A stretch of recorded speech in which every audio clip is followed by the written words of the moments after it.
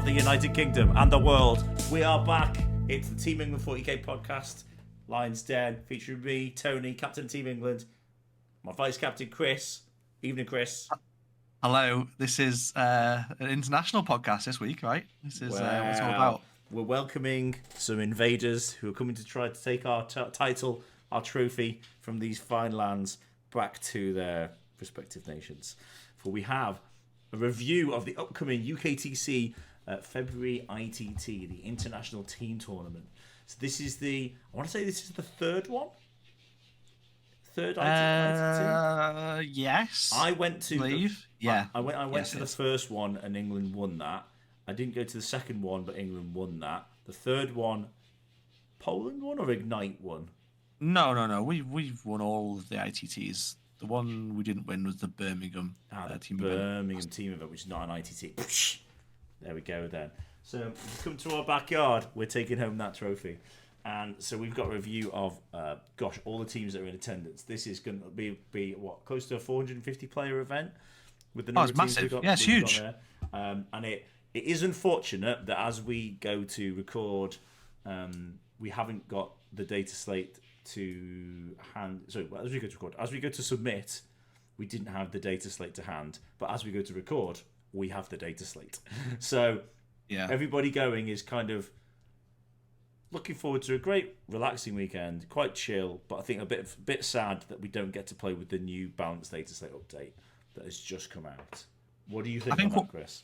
I think what will be nice is there'll be a lot of just buzz around the venue about talking about, like, oh, what are you thinking about the new data slate? Oh, what are you thinking about new Drakari? Because they have massive changes. And you're like, oh, are Eldar dead? Are CSM dead? Who knows? You know, it's going to be really interesting just hearing all the conversations around the hall and sort of afterwards. There'll be a few builds, I reckon, that people put out and their opponents will go, I'm so glad I never have to play that ever again. Yeah, there's that as well. Shout out to the friend of the podcast, Will Whitaker. I'm afraid that you're accursed have gone, but we'll come back to that another time later. We have a little look at some of the lists changes that we think are maybe the most exciting ones. But for now, we're going to bury our head in the old meta, the 2023 meta, and we're going to look at some of the top teams in terms of England applicants and people who we know and who we've been following, because that is the focus of our podcast. We look at what our England players or applicants are doing out and about in the 40k community, and we'll be doing some post reviews of this with our good friend Tom Lohman from 6++, who had me on their podcast the other week. He's going to join us next week to chat about post events and any controversies or exciting results that happened over the weekend. Multiple red cards. That's just for my team. I don't think I've ever seen a red card at a UKTC event. I'd love to see that would require some decisive judgment if you're going to have a red card. And we've seen some interesting player behaviour. I think red cards are very much line in the sand, and the identity of red carded individuals gets up so quickly in such a small community. We've seen lots of stuff with people being lambasted online because of accusations of this, or this person did cheat or was caught, got a yellow card for something, and they get hounded by all sorts of internet trolls. I think it's something that UKTC manages quite carefully to make sure it doesn't have any big dramas or things around its events. That's fair enough. That's why it's quite well attended still. So originally, Chris, we were going to talk about this and you weren't going to be going. But you have somehow wrangled a way into a team. I've snuck in. I've been speaking to Tony. I've been speaking to Vic about like Ignites lists all like for the past few weeks. I'm like, oh, what are you guys taking? What are you? Oh, that's interesting. Are you taking that? And I'm like, now I'm like, right, guys, I know what they're taking. Let's completely tech against them. So no, that's not what happens at all. I got roped in sort of like really last minute by Ed, good friend Ed Watts. Ed Watts, who runs Crazy Watts Gaming, sorry, who are doing... Get that plug in now. Well, might as well. Many plugs as we can for one of our England sponsors. Upcoming team event, if you're interested in a little smaller 5-man teams? No, it's just 4-man teams, that one. 4-man teams, even 4-man easier teams. to organise. Glasshammer, Telford in the Midlands, really easy to get to. 9th or 10th of March. Get down there. I'll be there. I'll be playing. You're my plug man today, Chris. If you and we'll put it out there. If you beat us, you'll get a set of objective mats. Oh, there we go. Challenge issued. So we're gonna put that out. That's gonna be a little bounty on our heads. I can't. He's put a bounty out on his own head. He's that confident, people, in the new Dataslate. He's seen it. He knows what he's bringing. Well, at this point, I'm going to drop the Team England logo and switch over to BCP. And we can have a look at... You have been roped into Team Glasshammer. Yeah, we've been... for your sins. So interesting little team. This is an international team. We're from all over the place here, so... So, talk us through the team. We've got... Yeah, so there's... Oh, I don't know what you're looking at. I'm so looking at me. it in alphabetical order. Let's go. Oh, right. So I'm just going to say who I know. So there's me. Yes, you are Leagues of Votan. We've got David Yes. Of Glasshammer who's running his Chaos... What Chaos Space Marines is he running? He's running a sort of a bit of a mixed list, really. So he's got the Triple Chosen. He's got 1 unit of Nurgle Accursed, which is proven quite popular by people who cannot be asked to buy 3 units of them. Just put 1 in for flavour. It's nice. How many units of Legionnaires has he got? Oh my god! Right. Okay. So he's got Triple Chaos Lord. He's got a Dark Commune. He's got just the 1 Dark Commune for the 1 Accursed Cultist mob. Then is he? Exactly. Yeah. 4 units. So that goes of out. Holds an objective. Ooh, 5 units of Legionnaires.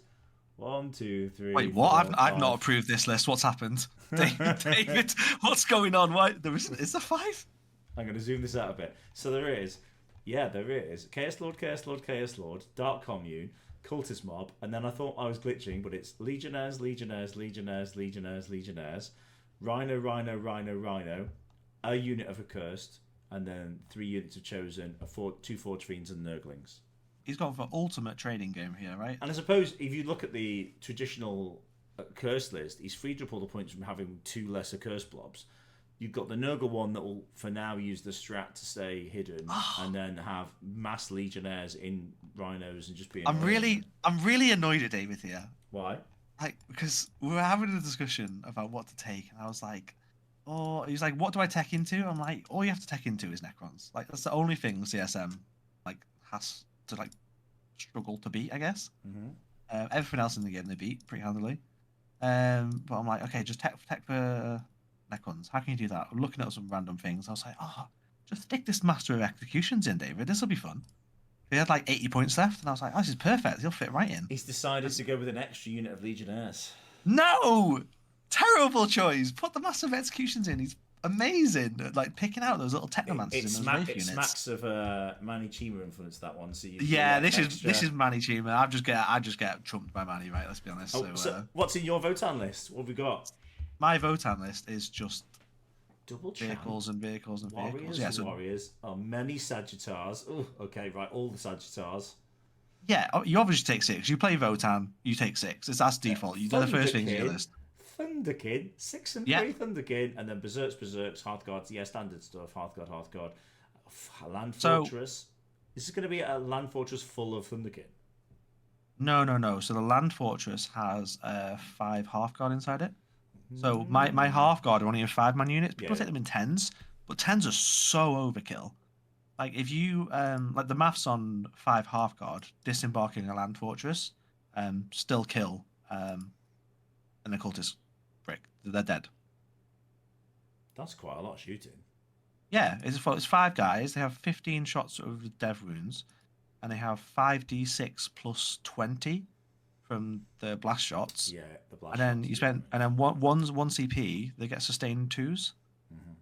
So they just pump, and then obviously the Land Fortress gives them full wound rerolls. They just pump. I think that's the technical terminology, isn't that, Tony? It's definitely 40k terminology right there. Oh, how'd your own go? I got pumped by by a little dwarf. Perfect. But yeah, it's good. Next Team England merchandise is a little T-shirt of a dwarf going, "You got pumped." That's I'm calling it. I like it. It's a bit of fun though. So I haven't played Votan at all this edition. You ran them at last year's. I ran them a lot last year. Event. What's it called? The Manchester Warhammer Fest. Yeah. Thing. They were fun then. It was just 18 bikes nonsense. Just if you go first, you win. The terrain as they had it at the time. Yeah, that was it was funny. Whereas now it's just going, all right, I'm playing Russian doll game. I'm just stuff popping out everywhere, all over the place, causing havoc. But it does damage. Well, this next list, you've got the Chaos list that's quite a put forward plonky list. You've got yours as vehicle spam. You do quite good damage. This next list is bodies galore, and I played this in a practice game the other day. when I was messing around with my flavour of Eldar list I was going to run. And this is Ed's, essentially Black Templar's Horde. And what he's done recently is dropped a load of bits, and he's dropped some chaff and some tools and gone 6 lots of 5 heavy intercessors and just absolutely spammed out bodies. And I think if you can handle that many bodies, great. But it does quite effectively go forward and score secondary missions. So you've got to really aggressively go at it to stop it scoring.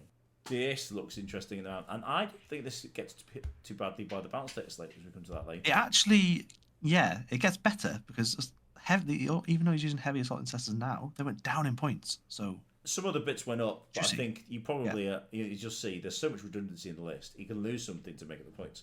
So it's a Castellan to give somebody Feel No Pain 5+, Grimalda's to do the same with the thing, Helbrecht being a boss, and then he's got 5-man Crusader squads. They went up 10 points, but they still get the same weapons options, which I think is crazy. They're still OZ2, and they still get to reroll advance and charge moves, which is so fantastic for a line unit. 75-point line unit that can reserve, has a heavy weapon, has a special weapon, has a combat weapon, has a pistol. For me, they're Scouts plus. I'd just take those over Scouts all day, every day. Fantastic. And then the heavy intercessors just bring a lot of reasonable firepower and are annoying to get through. And their inherent data sheet ability to go +1 to their save when they're on an objective with some weapons is amazing. Again, so you're going, okay, that's great. Yeah, they're really deceptively tough, and just having access to assault in that unit as well. Yeah. So they've got assault, they've got heavy weapons, they've got a bit of combat ability. They are really useful. And then the 2 big blobs of Primaris Crusaders with the characters in, so they just create a big, for some armies, really scary unit that's coming at you because you shot at it. And then he's gone. So he's added some assault intercessors. I suggested those because the speed of a unit. He's got so many infantry. Having a quick unit to catch something out or to outflank or to deep strike is annoying. And then it's the classic Space Marine triple scouts. But you've got a Calidus this time. That is a good change. I do like that, giving him an extra effect in the list. Bit of movement. Yeah, that's really useful. That's quite a clever list. I think that's going to catch some people out. Yeah, it's very stat checky. If you come into this in teams, it's perfect teams list. If like some matrices into this will just be red. Like I can't kill it, so I will just lose because I will never score more than 5 primary ever, and then it's very difficult to score secondaries if you can't get in the middle of the board.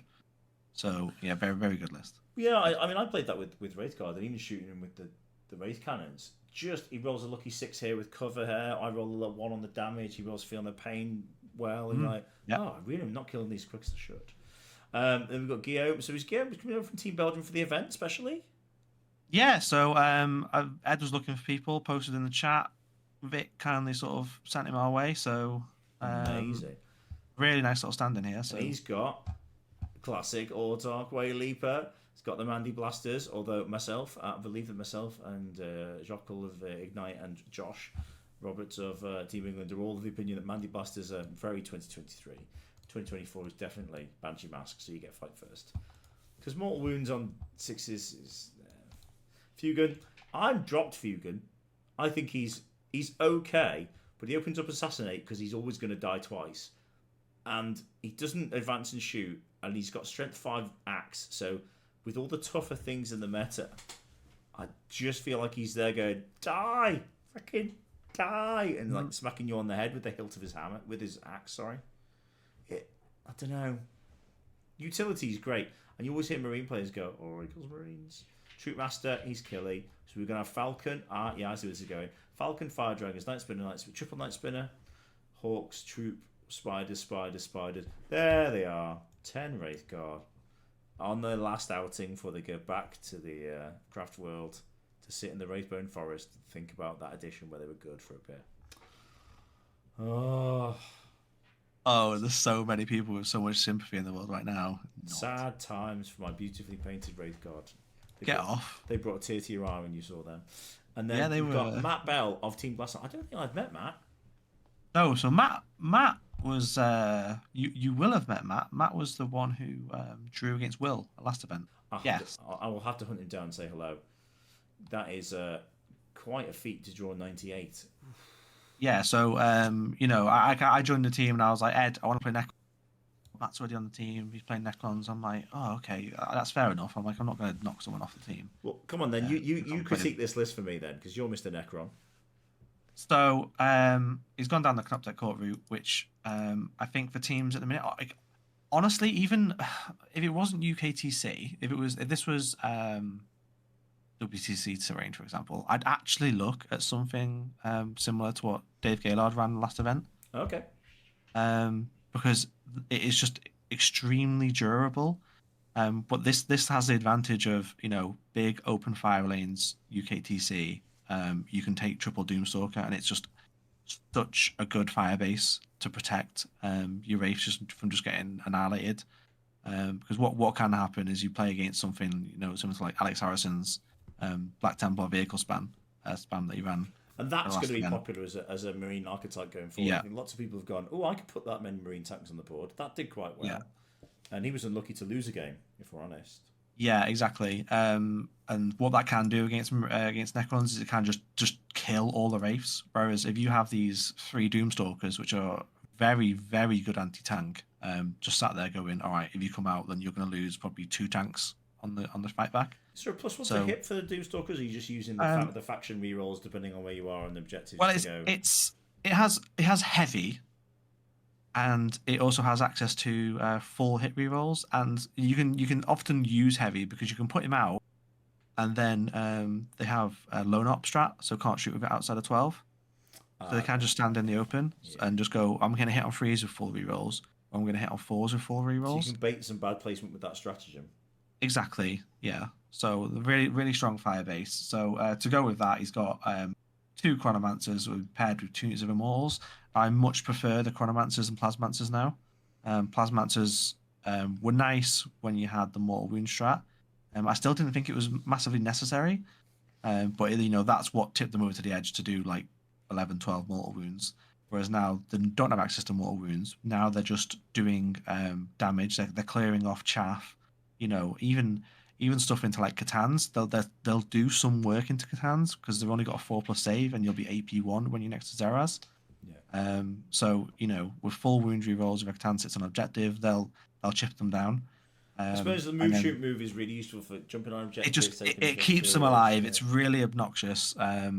Just 20 dudes jumping out, shooting, jumping back in, can't really interact with that because you have 18 wraiths sat in front of them. Which is again just very, very, very stat checky. Having played Eldar, I know that if you've got the Wraith Guard in front and the little aspect to warriors, whether it's Spectres or Hawks doing the same thing behind, it is annoying for people to interact with. Yeah. And then he's got a few bits of chaff in there, some Canoptek Scarabs, some Tomb Blades, and just to score secondary points. Yeah. So a pretty nice spread. You've got quite, I'd say, a range of stat checks in terms of that army. Yeah, I think that's fair. That's fair to say. I think we've got very good army choices across the board.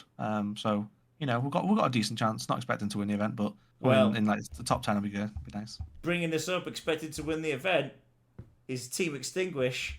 Whoop whoop. Oh god. Born from the dream of, I want to say Manny Chima, who I think might have lost the previous event to Ignite and decided to call himself Extinguish. So every team event he goes to calls himself Extinguish. We've got a range of people playing for a range of teams. You've got Nathan Roberts and Innes Wilson, who represent Stat Check, and then you've got Josh and Manny for Glasshammer, and you've got me, Team England, baby, through and through. And we've brought Space Marines, Necrons, Chaos Space Marines, Chaos Knights, and Eldari. We did weigh up some World Eaters for a long time, but I think they're too much for a 5-man team matrix. And I wonder if they'll make it into 8s because they're still unreliable and they need protection in pairings. And one of the killers, and you know this, Nathan, one of the killers in 8-man teams is having more lists than you want to that need protection. Really, you only want to have one list that you have to try and steer away from bad matchups. If you've got 2 lists and 3 lists, it doesn't become a little bit harder. It doubles in difficulty at least every time. And you get to some rounds where you've got 4 lists that can't play at least 5 or 6 of the other team's lists. It really is difficult to kind of navigate that because the other team knows that when they pair. You can pair with impunity. So I think I'm not surprised you haven't taken World Eaters. We haven't taken World Eaters. But we've gone, I think, down the route that you might expect with some things. Innes is running a Space Marines list that is inspired a bit by what he was already running. I think he was running the Ironstorm at Nottingham, and I think he got that. But he's tweaked this to go, well, Crusaders is still great value, and then it's just hulls and transports and annoying scoring. And I kind of feel like this is where the meta is going to be heading. I feel like this is kind of the sort of army where Marines are going to pivot to, where Eldar are going to pivot to, where CSM are going to pivot to. Sisters of Battle already do some of this quite well. AdMech do it quite well. And you're starting to go, the game's going to become transports and little units rather than big old blobs, because anything that's a big old blob that holds half the board as Crazy OC is getting slowly nerfed or lost. Armies like Orcs that always used to run that as a counter to the meta kind of disappearing. You saw a NIDS list at Vegas do quite well. There was lots of hordes and lots of bodies, but just hit an open board and got ruined. And I think that's the nature of the game really at the moment, just where the meta's headed. Yeah, I agree. I think we'll see a lot of vehicles. I think Wraith Guard probably just opens that up completely. Like them disappearing is just going like, oh, we can play vehicles now without just losing 2 every turn for absolutely no hit back. It's just like, oh. So yeah, that'll be interesting to see, which I think we'll talk about a bit later on. Oh yeah, 100%. So that's Innes' list, which is quite strong into a lot of things, and I think there's a lot of things that will stat check hard that maybe won't expect it if they haven't played that before. Josh is running some slight tweaks on his Necron, sticking with the Canoptic Core. So has kept at the Plasmancers, because I think he just likes those. He's got Cesaras, he's got the Technomancers. So triple Technomancer, triple Plasmancer. He's gone triple Immortals, and then he's gone the Acanthrites, which is the kind of poor man's Wraith, isn't it? And then double Doomstalker, double Scarab Swarm, triple Wraith. I mean, this is exactly the same list that you ran. I don't think it's changed at all. I think he tweaked some of the Technomancer bits. You'll have to tell me, I think, because you played it and I didn't. He's got 10-5-5 on the Immortals. Oh, he had 10-10 before. So, right, okay, yeah. Gives him a little bit more play in terms of moving around, a little bit more chaff, maybe. And I know the points have changed, but Manny was really happy with this Chaos Space Marine list. This is very much a tweak to... This is as bleeding edge efficient as you can make this. So this is Khorne, Chaos Lord, triple Commune, double Rhino, triple Accursed, triple 5 Chosen, because whatever 5 kills, 10 overkills, and then double Forge Fiend, Warp Talons, Plague Marines. Now this list wouldn't survive the points, updates and changes. You'd look to go, well, the Dark Communes have gone up, the Accursed have gone up, they're not OC2 now, they only go back in one phase. The Nurgle strat's been nerfed down to being 18 inches instead of 12. You can't put mixed units in Nurgle Rhinos. I mean, there's a whole range of things here where you go, all the tricks in this need tweaking as a list. So it is interesting. It's horrible. Nobody wants to play this list, right? Last hurrah for Manny. Get it gone. See what other nonsense he comes up with after this Dataslate. Oh, he's going to have fun, isn't he? I mean, he says he's painting his custodies every time he gets a Dataslate update, but we're like, you're never taking that. So Nathan is running Traitor Knights. He's got Warlock Stalker, and then he's got a fine selection of 1, 2, 3, 4, 5, 6 Brigands, and 1, 2, 3, 4, 5 Carnivores, and then Nurgling, Scribes, and Changeling. And again, that's a list that won't survive the points changes. Knights themselves, not bad. Demons' Friends all went up in points. Or lost abilities. Can you say stat check? You can say stat check.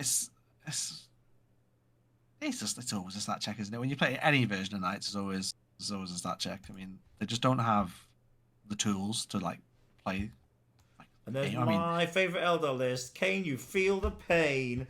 It's Autarch Wayleaper, Avatar of Kane, Spirit Seer, and the Incarn. And then we've got Night Spinner, Rangers, Hawks, Wraith Guard.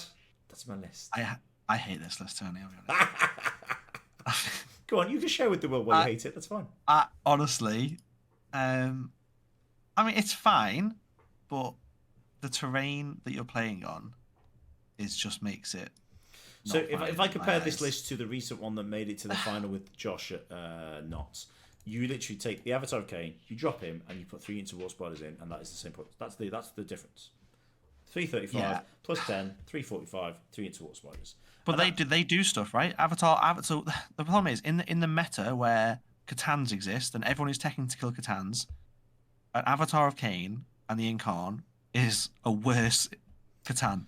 I can't believe your lack of faith. I find disturbing. It will walk out. How fast does it move? 8? Does it move 8? On UKTC Ruins, the problem is you have to move back because you can't stand out in to the side because there's always angles to get shot. He moves 10. He moves 10, fine. He moves 10 and then dies. As soon as he wanders into the midboard, he can just auto-advance 6 and go 16 and sit in a ruin. Great. He can fire and fade. It's fine. Brilliant. Well done for him. He's really happy with that. That's a lot. It's a lot of points to pay for something that's going to die to some blokes with some grenades. Yeah, I tried the 20-man Wraithguard build out in a couple of games, and it was that or this. I'm very much.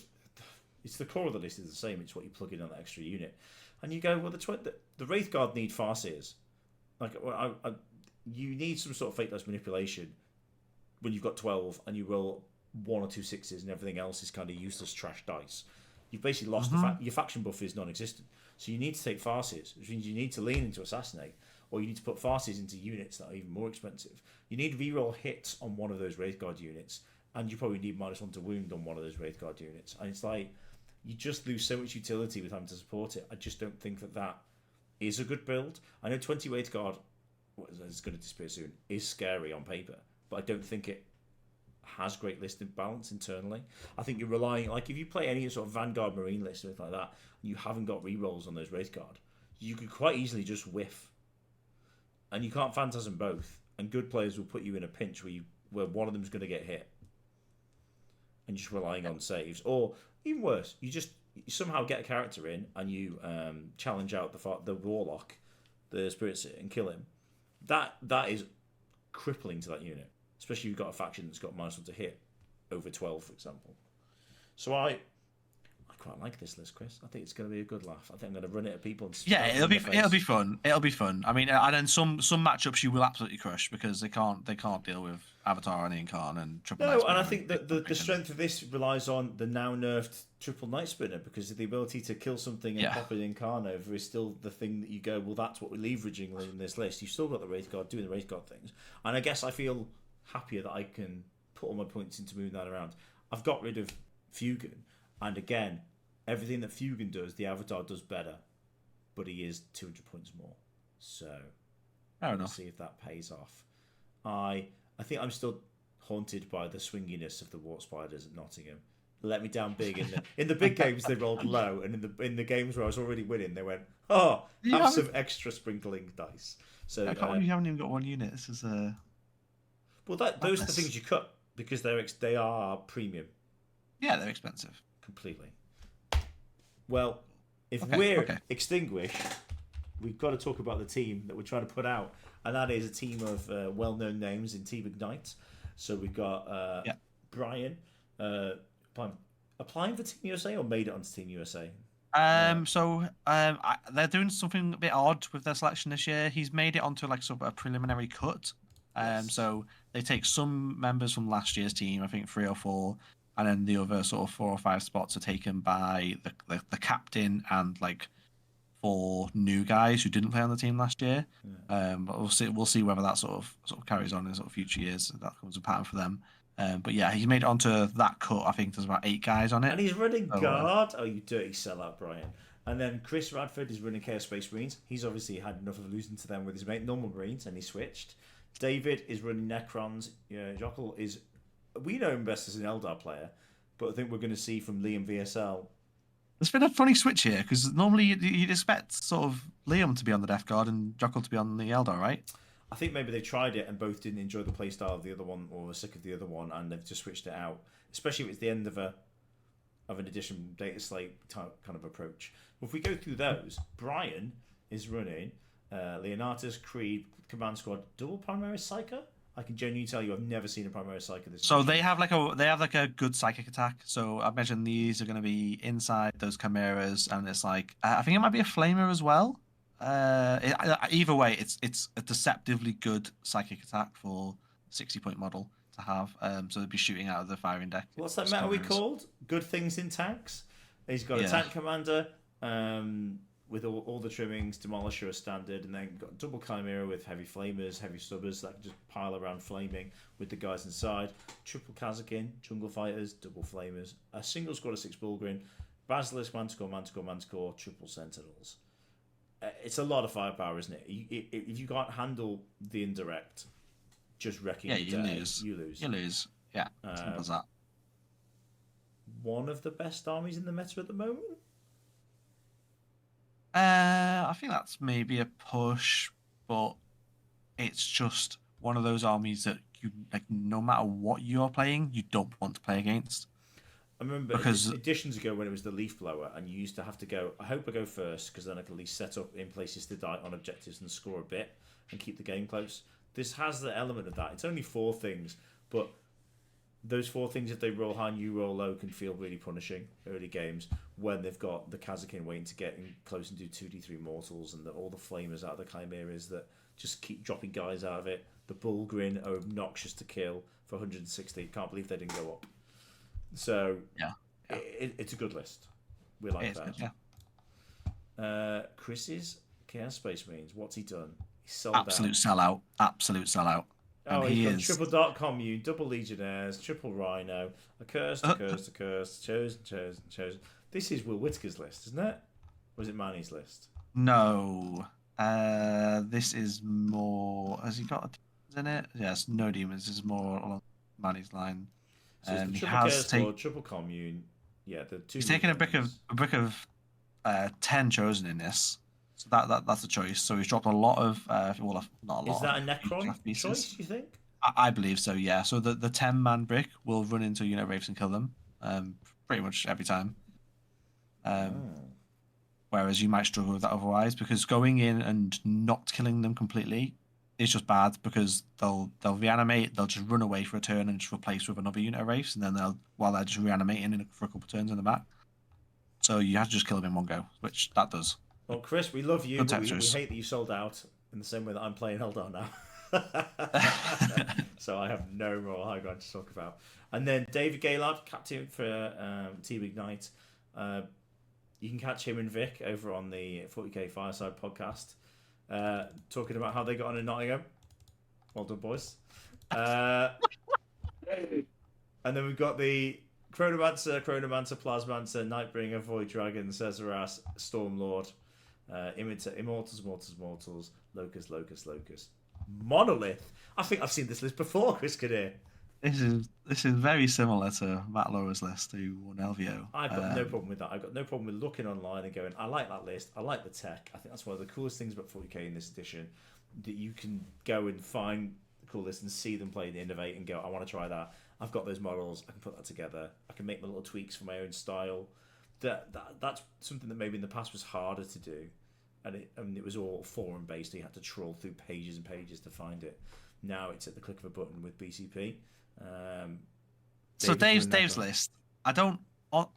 You don't hate it, but you don't love it. Let's be honest. No, this I don't think this works on UKTC at all. I feel like the monolith is a big choice on the UKTC. It's on player placed. It had the sort of advantage, and it can go into the middle of the board and have big ruins to hide behind. Where you don't have that on UKTC, so it could leverage its firepower and use it sort of get out 6 inches, and shoot with like the Immortals, for example. You teleport that 3 inches in the middle somewhere, get the Immortals out, that sort of thing. Can you do that all in one turn with the Hyperscript? You can get the monolith down. So the monolith, so its rule is at the end of the movement phase, you teleport a unit within 6 inches. Not within 6, like anywhere on the board or in deep strike, it can teleport in within 6 inches, but no other restrictions. So you can be an inch away from someone else. So it's quite nice being able to compare that with the 3-inch deep strike. But I feel, especially when you're looking at some of the lists people are bringing, Innis's like firepower. If you play against Canoptek Court with like triple Doomstalker, anything like that, Votan with just guns and anti-tank everywhere. I think it's just going to die instantly as soon as it shows. I don't know. We'll see. It's one of those. The one at the World Champs won him the game because he rolled a straight boxcars with no rerolls to save it from an in-con combat that would have killed it and meant that monolith could stay in the backfield and wipe out a load of scoring and really push the score. So that was an interesting result in the finals at LVO. So we've got next, Jokl is famously an Eldar player, but is running Death Guard. Talk to us about Death Guard here, Mr. Kinnear. This is another one of your favourites. You ran. Yeah, I like Death Guard. Death Guard are fun. Yeah, so this is very much what sort of Liam ran. I think he ran this at Atlanta. I think exact same list. So it's 3 units of biologous putrefiers. So you can use 4 grenades in a turn if you'd like. 2 foul blight spawns. They give fight last to the unit. The other thing with the putrefiers, they also give critical hits on 5s and lethal hits to the unit. They don't really need lethal hits. Yeah, you don't need lethal hits because pretty much every weapon you have has lethal hits. But what it does do is it gives all your ranged weapons lethal hits, like multi-melter. Actually, the multi-melters, just melter guns and like grenade launchers and stuff like that. So it's quite nice just to be able to go, I've rolled a 5 to hit. That's an auto wound of a melter. And these 10-man Plague Marine squads are deceptively killing, aren't they? They don't reach into high AP land, but it's just drowning you in weight of attacks and lethal hits. Oh, they do. So they have the AP2 base. And then what they also do is they'll generally 90% of the time be taking -1 to your save. So, we're talking about like a Marine. So you have to 3 up, you're on a 4 up save. They're AP2s, you get a 6 up. And then there's a stratagem for an extra AP on top of that. So it's like, cool. They're just slicing. And then they also have access to another stratagem. So if you haven't got an invuln save to hide behind, they're slicing through you, right? Yeah. And they get the combination that works is with the biologous putrefiers. There's a stratagem to give you sustained hits. Now, obviously, because you get critical hits on 5s with him, so you get sustained and lethal 5s with these guys, which is very nice combo. So they just chop stuff up very cheap. So he's got 4 units of those, 2 units of 5, and 2 units of 10. And they go in 3 rhinos, and then that is followed up by the triple plague burst crawler, which is pretty standard. All got plague spitters, which I really like. So these are the flamers. So it's D6, strength 6, AP 1 damage, ignore cover, but they're anti-infantry 2. Maybe strength 5. So he's forgoing as long like the single shot last cannon equivalent. Yeah, they don't do a lot. Like they're just very they'll just mow down. They'll be very good into things ones as well. So when the Technomancer joins the Wraith unit, they're all of a sudden infantry. So these guys are just putting a lot of hurt into Wraith bricks. It's funny the little tweaks like that, isn't it? That you bring for the meta game. Yeah, it's nice. It's nice. And then triple brigand, because if he did need anything as an extra bit of push or combat in the list, he's got the brigands running around being annoying. Yeah, they'll just open up the tanks. That opens up the tanks, allows the Plague Marines to grenade, charge, shoot, all that good stuff. So, yeah, really solid list. Nice. That's a weird mixture of actually lots of infantry and quite a lot of mech in there as well, because the plague bursts are quite hard to get. There are 2 rhinos, there are the 3 brigands as well. Quite fast, maybe, for a Death Guard list. As fast as Death Guard can be, I suppose. Yeah. The slow little 5 but it's the option, isn't it, that to go, the transport's pushing to those ruins early doors, the brigands run up at you, and then you go, oh, okay. They're pushing. Yeah, those brigands generally go into reserve, so they'll be coming on, especially on UKTC, because the sides of the boards are very open, so it's very easy to just pick a nice angle for yourself. And then Liam Versell, list possible Eldar. Oh, so he's dropped all the things you'd expect and gone for things that might well be big in the future with all the things that people expected. So an all-top way Leaper stays, because you're always going to have one of those. Fugan stays, Troopmaster with Fate's Messenger, because it's interesting. That's only going to affect the bearer. So that's actually really good on a Troopmaster. Ivrain, who buffs a big squad. You've got a Guardian squad who generate fate dice for you. A Wave Serpent. Falcon, which lets a unit disembarking it have reroll wounds for the end of the turn. Fire Dragons, Spectres, Skyweavers. The Haywire Cannon's really good on them. And then Hawks for play. Troop, Spiders. This is a very, very much mission play Eldar, and I think that is probably where they pivot to. Whether you take an Avatar still or not, or you do take... Would you still take 5 Wraith Guard for the sake of what they do and they shoot? Probably not for 190. I don't know. I think this is a perfect Liam list, because Liam is an exceptionally good player, and this list just lets you leverage that, because there are so many tricks just running around in this list. I mean, it's what Eldar do. It's a perfect sort of list for someone like Liam to play, because he'll do stuff with this list. You might think it's not going to do much damage, but he'll make every unit just optimally optimize its output to the nth degree. The unit I want to check out really interesting. for him running is the troops. You've got the 10-man troop and the 5-man troop, to go with Yvraine and the Troop Master, because Yvraine gives the big squad feel no pain. She's got some quite mean psychic attacks. She's not bad in combat. There's the Vizark as well. There's another quite good close combat character for the Yanari. So there's loads of cool little. Yeah, he doesn't have the Vizark, does he? No, because I think it's Vizark or Troop Master, but because you're taking Fate's Messenger on the Troop Master, I think that probably makes him just a little bit more efficient. What did Storm Guardians do? What are they there for? Because I'm not too sure. Are they just little choppy boys? They seem quite expensive, 115 points for 10 Ls with not great attacks. Then it's not so much about the attacks; it's about the fate dice. I think it is Storm Guardians are still, unless I'm going completely mad. So in range. So they do actually they're Storm Blades.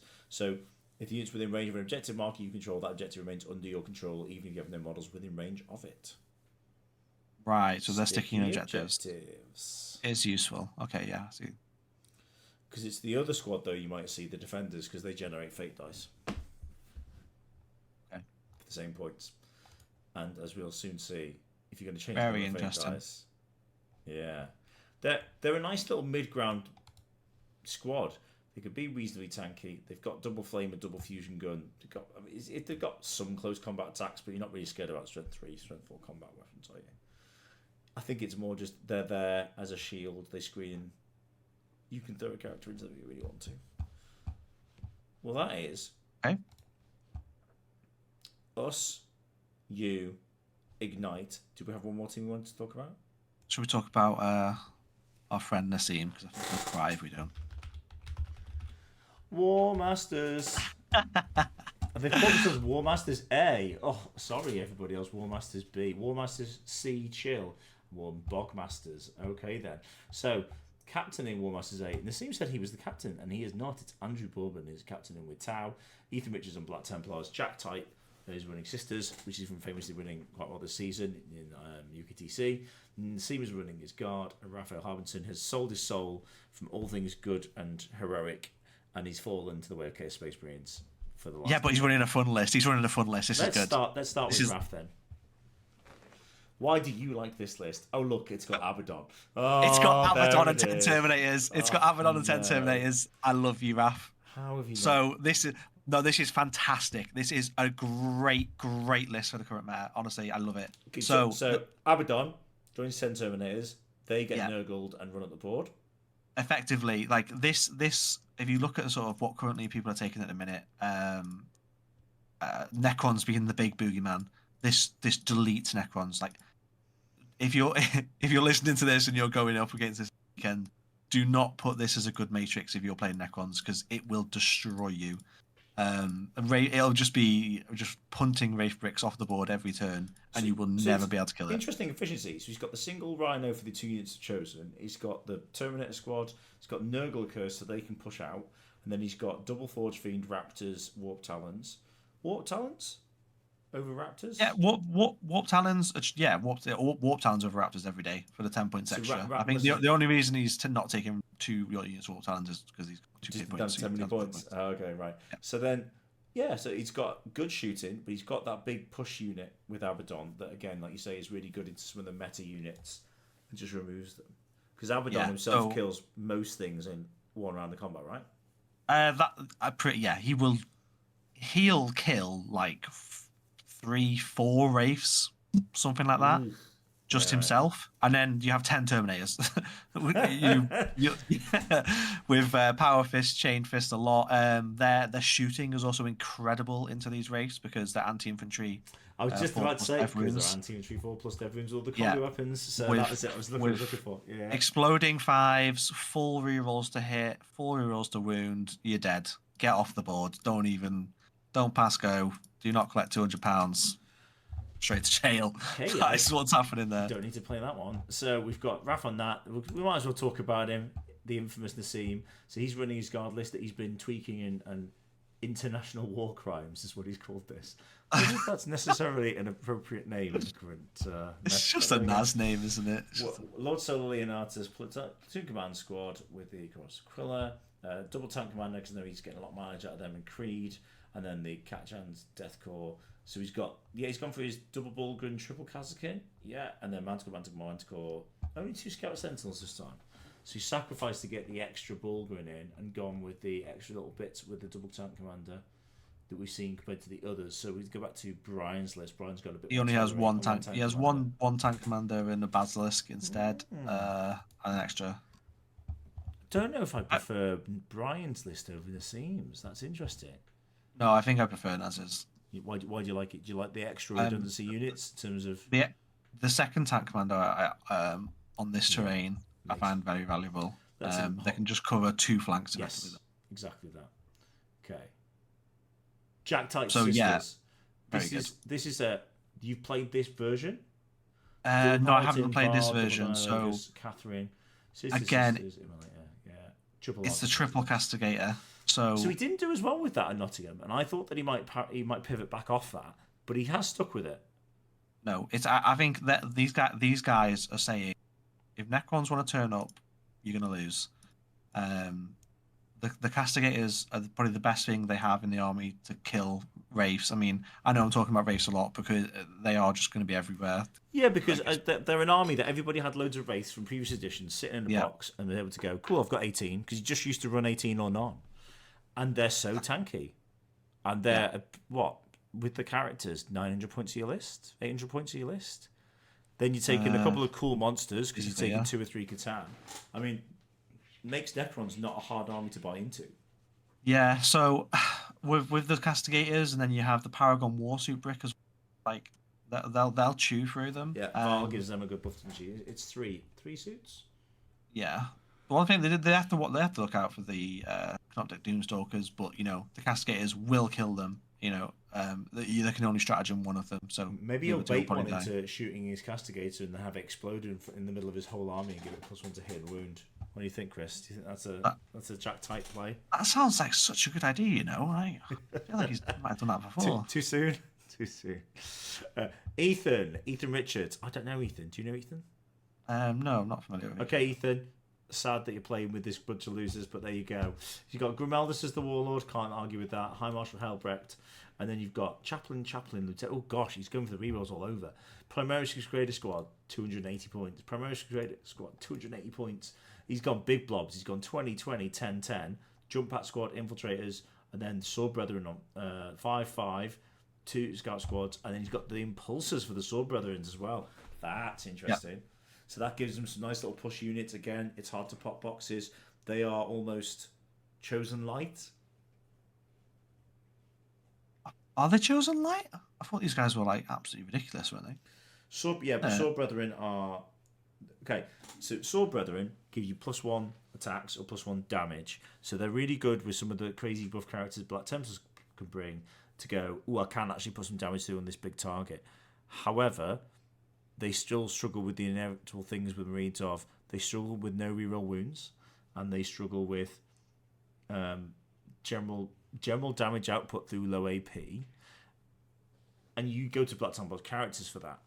And then you look at things like the Emperor's Champion, or they've got reroll wins against characters. He hasn't got that in this list. So he's probably going Chaplains and the Blobs to give him reroll hits in combat.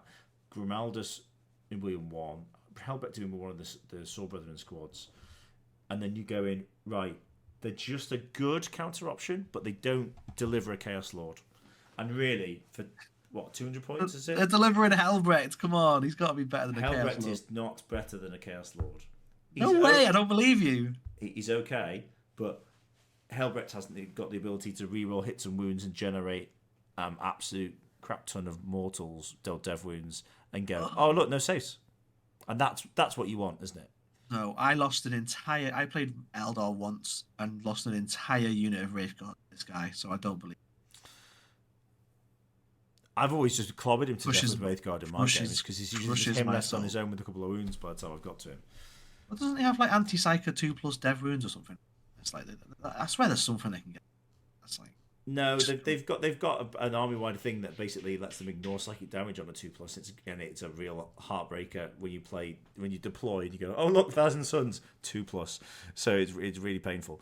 But the army's really good because it's still going to flood the board with loads of Marine bodies that are in cover, that are getting cover saves, that can pop AOC, that can advance and can move when you shoot them, are good in combat, reroll all the hits, and they're just going to go, I'm on the objectives, in the middle, can you kill me? It's a real stat check. and not the kind of horde that if you can just go, any old gun will kill them. They just don't fall over as easily as you want to. And then I do like the primary squads inside the impulsors to come charging out. They are poor man's chosen, but they still do the job of that can push up quicker than the other squads. And if you have got things like Night Spinners or Earthshakers, Basilisks that slow down those units, well, you're not killing that impulsor in a round. So it's pushing into a ruin. I'm probably getting at least one turn where I push and charge something or tag an objective, kill something for no prisoners, whatever it might be. Okay. Gives that list options. So I do like that. He's got Righteous Crusaders for all those should be good. Jank. And that leaves Andrew with his Tau. Andrew mains Tau, right? I'm not going mad here. I believe so, yeah. So he's got Aimvar, Dark Strider, Cold Star, some standard stuff. Example of the Carrion on the Cold Star, of course, Shield Drones, Breachers, Pathfinders, Unit 2 Broadsides, bringing the Ray Rifles and the fire support, big old blob of Plasma Cyclic, Crisis Battle Suits, so double Plasma Cyclics. Is that a nod to Necrons? I feel like it is. I've seen it a lot. I think a lot of people taking Plasma over Cyclics now, just so you're just not like just dying. Because it stops the damage back, doesn't it? Yeah, because when you're rolling like 18 dice, oh brilliant, bloody air compressors going off in the background, fantastic. Well, the plasmas are a little bit longer range. The range 24, and it's the 3 damage for me, isn't it? You're bringing lots and lots of 3 damage shots. Wraithguard don't want to play that. You can shoot them outside of. That's the other thing. You can get beat on Wraithguard and shoot them outside of repercussion range. That's massive for this unit as well. Yeah, it gives them range, keeps them alive because there's only the 1 unit, so they're probably just going to be jumping. Like if they ever get into a dangerous position. And then triple Riptide with Iron Accelerator. Yeah, they're very tanky. Like the damage output's not great, but 180 points, you're looking like nice. I mean, you have to dedicate a lot to kill them. If they can shoot you though, and they can get the Tau buffs off for guided and target marking targets, it is a lot of shots of high strength, good AP, good damage. Just put the shots out there, I think. And then he's got the Devilfish, Breacherfish running around being annoyed, playing for the game. Not a lot of chaff in there, not a lot for secondaries, not a lot for bring it down actually, because you could get tempted into that. But then Devilfish hide and Tetras are annoying. The Riptides stay back. The Crisis don't have to get in your face anymore. Yeah, they don't kill themselves when they shoot. So it's interesting, isn't it? It might be a bit of a trap to go bring it down on that. Yeah, potentially, very much. Well, those are by no means, the main lists of the event. Those are just teams that we have England interested in, and we'll be watching that as part of our selection process to go, how are these guys doing? How are they doing during the event?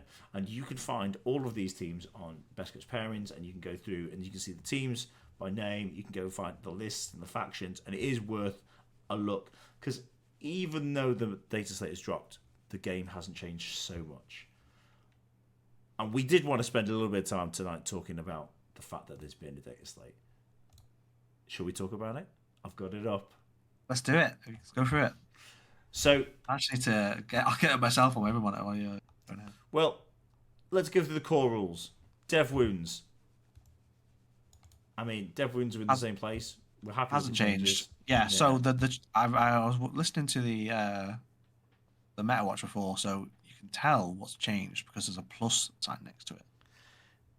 Great change. Great change to the data slates because you don't want to have a weird little set of colours where you're going, oh my gosh, I don't know what's happened. How much is this changed? Has this not changed? Am I just reading it weirdly? Have I misremembered it? So the data slate changing devastating wounds previously has stayed. Stratagems stayed. Insane bravery stayed. CP cost, Overwatch stayed, and ruins has already stayed to tweak things.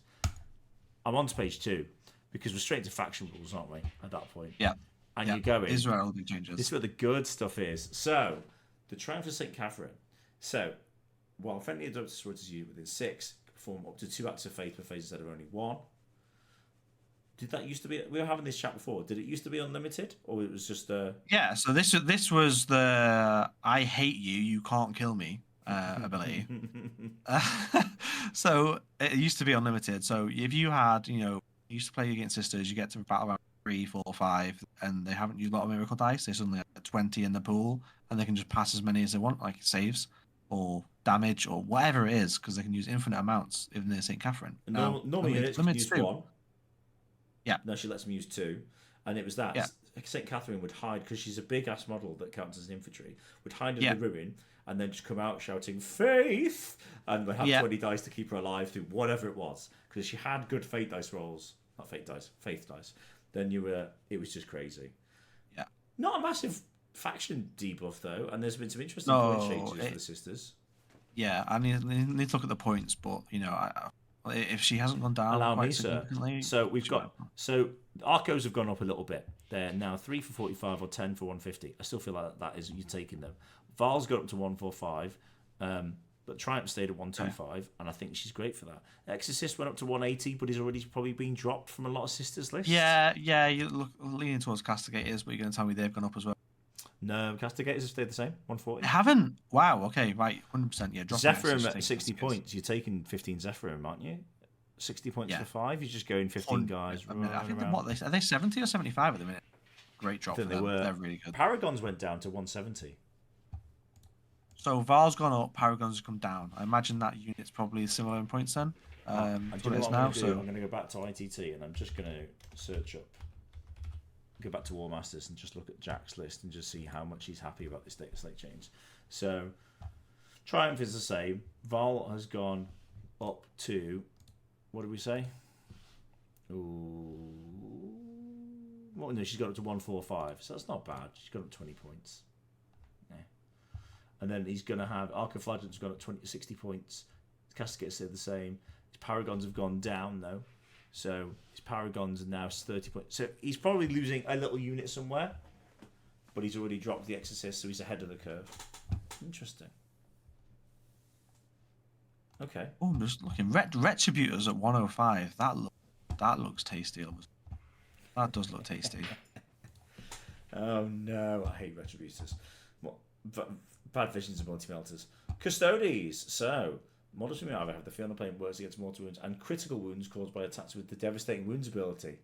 Oh, that's big. Yeah, great. This is what they've needed, right? So they've struggled because devastating wounds used to just be mortal wounds, so their ability worked. That got taken away, so now it's back. Fantastic. Great change. I think really good. That is the faction buff they needed. Yeah, completely. Yeah, and now they're allowing you to take bigger units. Slowly but surely. Yes, not quite up to like the 9 mans that they had before, but you can take 5 now. So, this is what it was before. So the only change is that one at the top. It used to be 6 or 9 man wardens and 10 man guards. Now they're so capped at 4 to 5. Yeah, okay, that's how it is now. But it's okay, one, fine. Isn't it a leader and 4 to 5 wardens? So it's 6-man squads. Yeah. But there used to be like 10-man squads running around, which is. Here's our first change to one of the big boys. So Eldar get 6 fate dice, and you can roll with Fate's Messenger. It's only the bearer, so you aren't sticking a big block of Wraith Guard with a dude holding a special gem that makes them better. So that's less obnoxious. Phantasm is D6 inches, and you can't embark.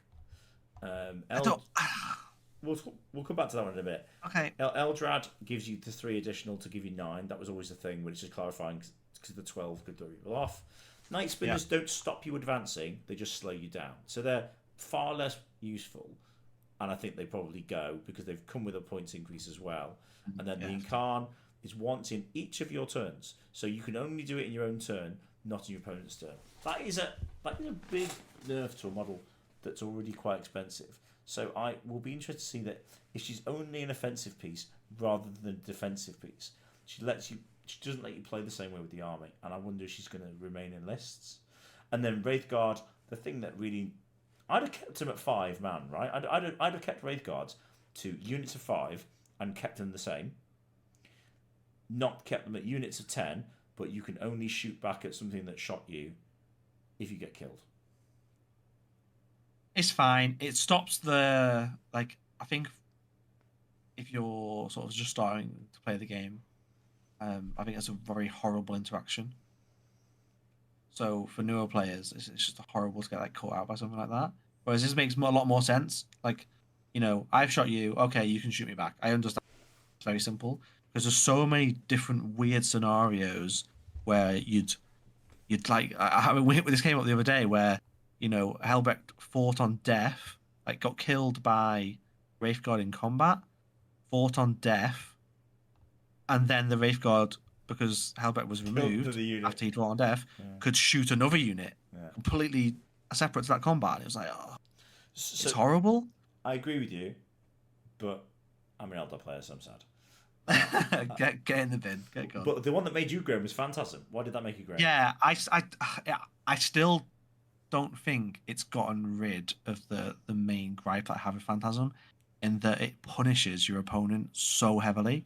Like I'm still gonna have to spend my entire turn going, oh, what's he gonna Phantasm? Where's he gonna Phantasm? Oh, this is gonna be really annoying if he Phantasms here. Or taking so much time and so much sort of mental capacity. But it's a normal move up to D6 with no rerolls. But it's how often were you moving the full 6 inches? Most of the people putting them out just behind a ruin. Okay, I'll move if I move 2 inches, I'll get behind a ruin. Fine. I still think it's going to be a problem. I wish they'd have changed it. If you move within 9, it can move 6. Like every other stratagem in the game is. You've changed the Night Spinner to be the same as every other rule is similar. Change this one to be the same as every other rule that's similar, because then it keeps up with the theme of 10th. With these unique special rules where they're different, but the same things are across all the different armies, but they're the same. Whereas Eldar have a rule is different to everyone else's, but should be the same. I don't like the change. I wish it. And there you go. My decision. From the salty place of a man touched by Eldar in previous games. There we go. Outrageous. Yeah. How dare we? Yeah. So it's better than it is now, but yeah. Yeah. Voice of command for Astra Militarum. So that's how it changes. It was officers can issue orders, and then the officers can issue orders in your command phase at the end of the phase in which they disembarked for transport or set up on the battlefield. So that's interesting. What's the change here? I think it's the disembark, right? Or is that always the thing?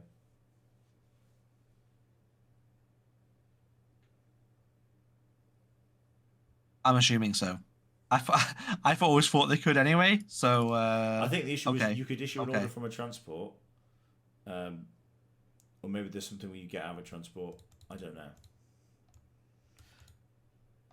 That's an interesting. Okay, is it because they can do it in the command phase and when they disembark? Is this the change? Yes. So they can do it twice in a turn. They can do 2 orders.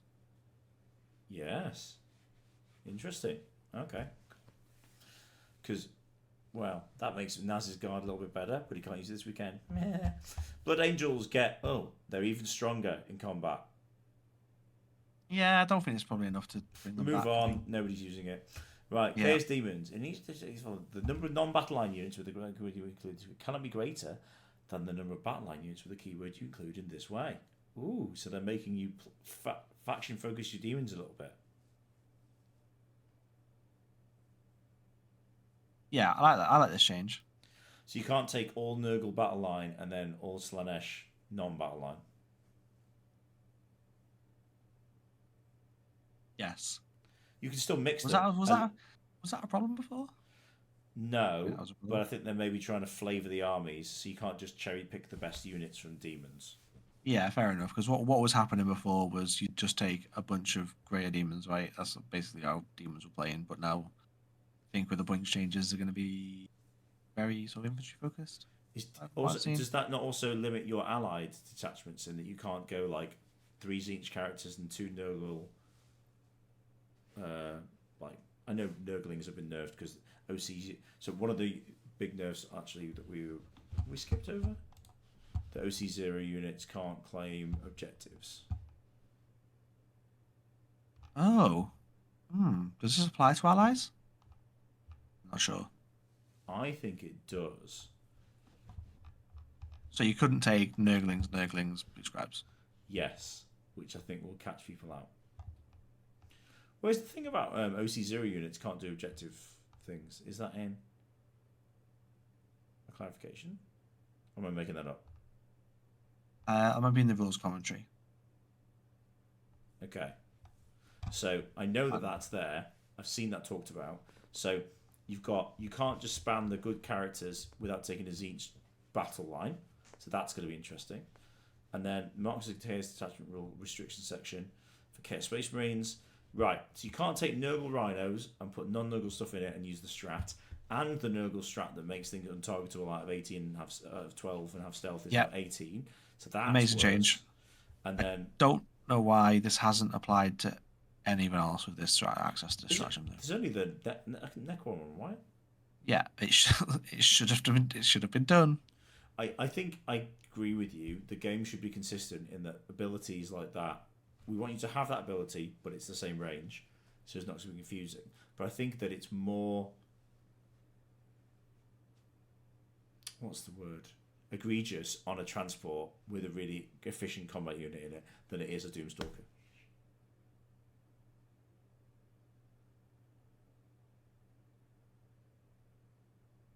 Sorry, Tony. I have here.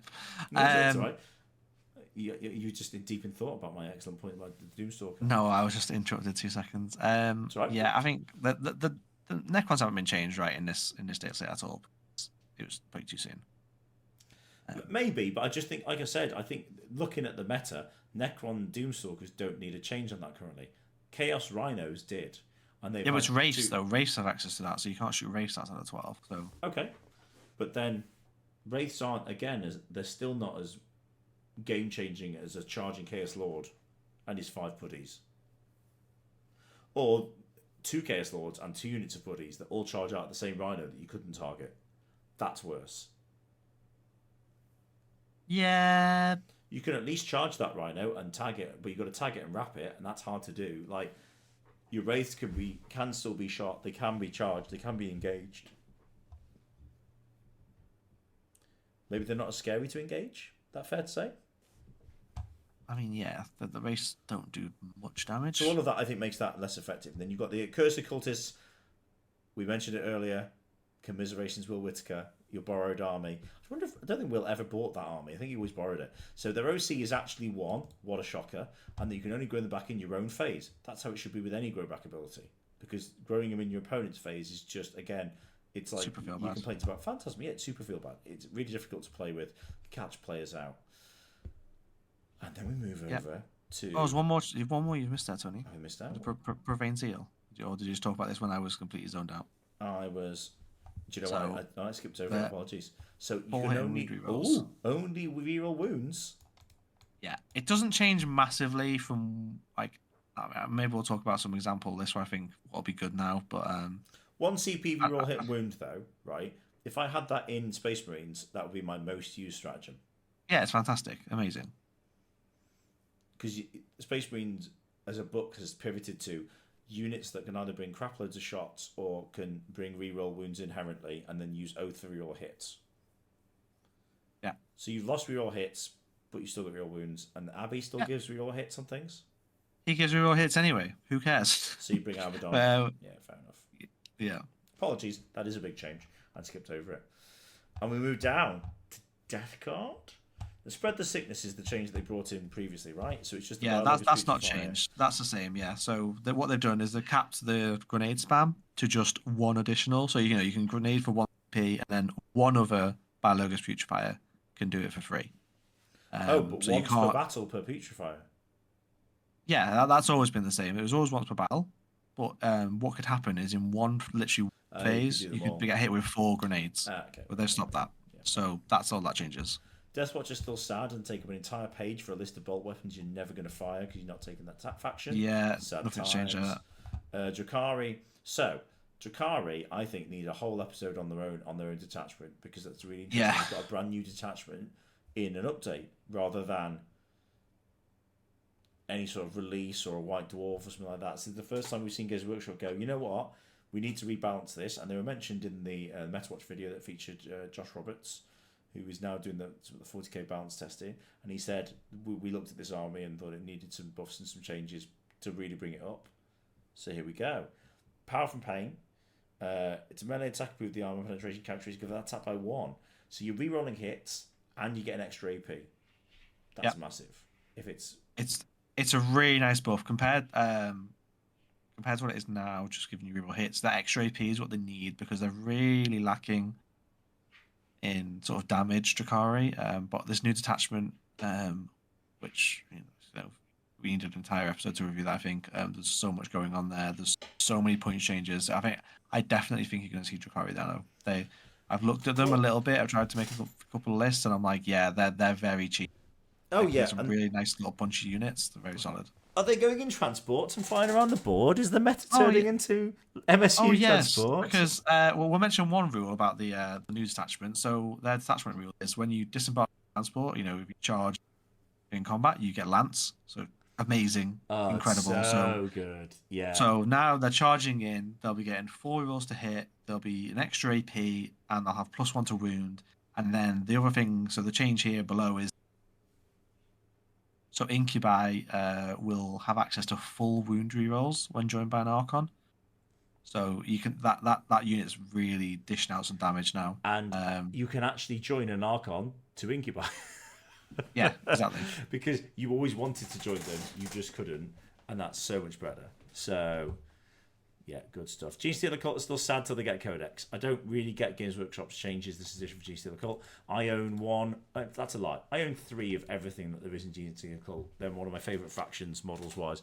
But I was sad that the end of last edition I played an MSU really fast, like, transport, dropping in from Reserves Army. I didn't play the Horde Aberrant Bomb list. And this edition just became take units of 20 that then drop and move 6.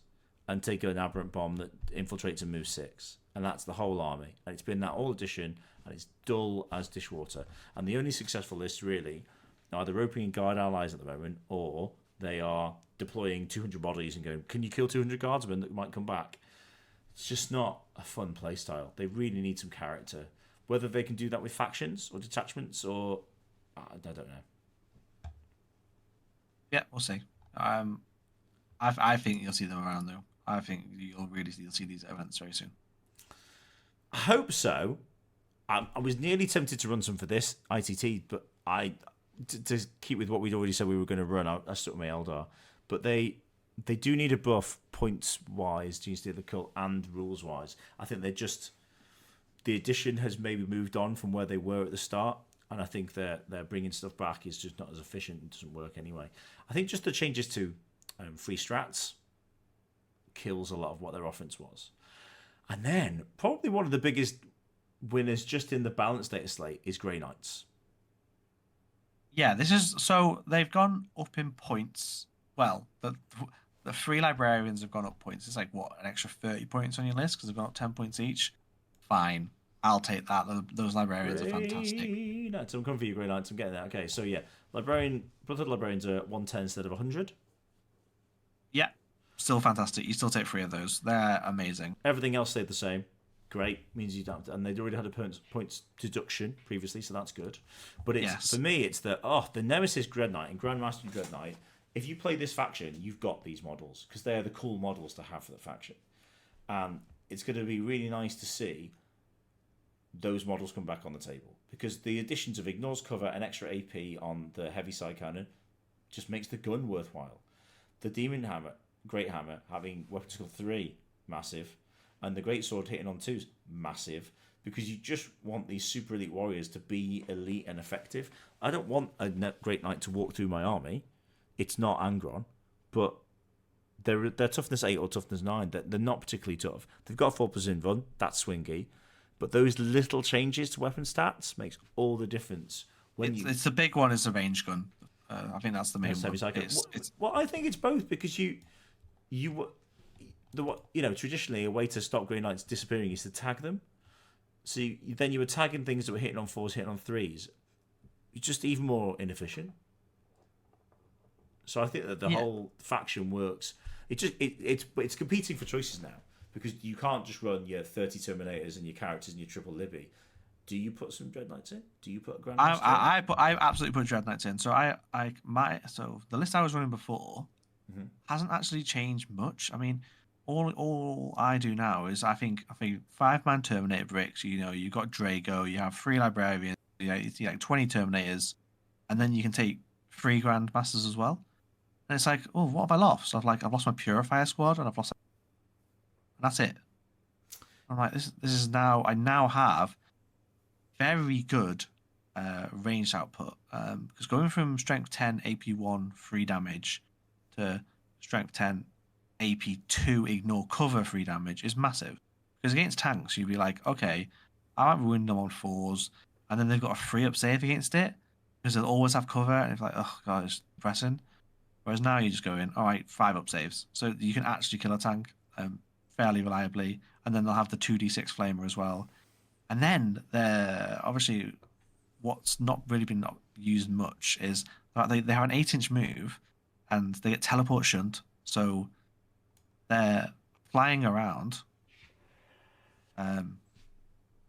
auto advancing 6 inches, and they can advance and charge, advance, shoot, and charge as part of their data slate ability. It's fantastic. That is awesome. Well, I think that we are going to end our chat about data slate updates there, because next episode we're going to review how everybody gets on I.T.T at the weekend. But I think it will be useful to delve into some of the points changes. I think there are some big winners and losers. Oh, there is a change. Pure Strange Gene Stealers have gone down in points. Wow. So big winners and losers in terms of points changes. We'll touch on that. Maybe, like I said, we'll have Tom Loman from 6 Plus coming to join us as well. So we'll have a look at some of the big winners and loser factions. And then we're hoping to bring you, in the next couple of weeks, a nice little tier list on where we think these factions are in the teams meta as we start thinking about some upcoming team events in March and April and May for Team England. So with that, I think we're going to draw our podcast to a close. We haven't got our predictions yet, but go on. We love a prediction on this podcast. Chris, okay, where do you think our 4 ranked teams are going to rank for I.T.T? In order? In order, from top to bottom. Oh, God. So, it's very difficult. I do think Ignite are going to pip it, and then I think it'll be you guys, War Masters, then our team. I think it's going to be honestly us,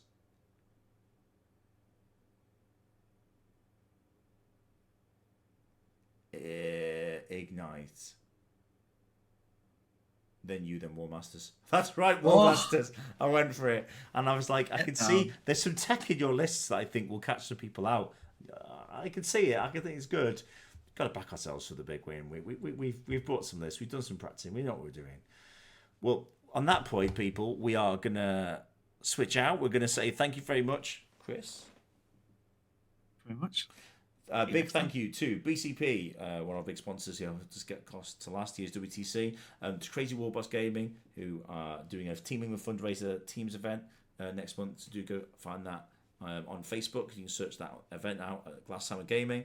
A big thanks to the Scrapyard Orc, who's been our supplier of Team England dice. We've been handing those out at our local events. If you are interested in getting some Team England merchandise, whether it be objective mats with our cool logo on, or some of our new dice with the same logo, you can find that link through our Discord, which is included below.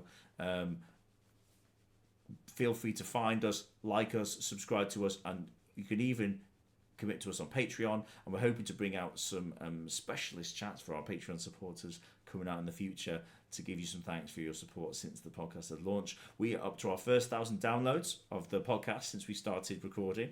Wow. Just got that notification yesterday. Milestones. So let's go. Yeah, milestones, mate. And this is a labour of love for Chris and I. It's something that helps us reach out to the community and get you guys involved with Team England. So if you would like to drop a comment or like to get in touch, there's tons of things that we as a team are also doing in terms of practice events coming up and TTS online games with other international teams. We have some scrims lined up with Poland, France, and Holland in the next couple of months. So if you would like to potentially play in one of those and get involved with Team England, the Discord is the place to do that, and we'll be doing some open invitations to not just the applicants for this year, but other members of the teaming community, so you can start to see what it's all about. Because as we start to wind towards the event and we start to pick more and more players, we get busier and busier with actually working on the team format, working on big team events. So we do like to involve the wider community, give you guys a taste of it, so when we have applications for 2025's WTC, you can say, I've played with Team England, I've met Team England, I've been along, and that'd be great. If you are coming along to the I.T.T, make sure you come and find myself or Chris or any of the Team England players that you know and love, and say hello, and chat to us about where you think the Dataslate's taking the game. We'd love to see you. on that note, good night, everybody. Catch you at ITT.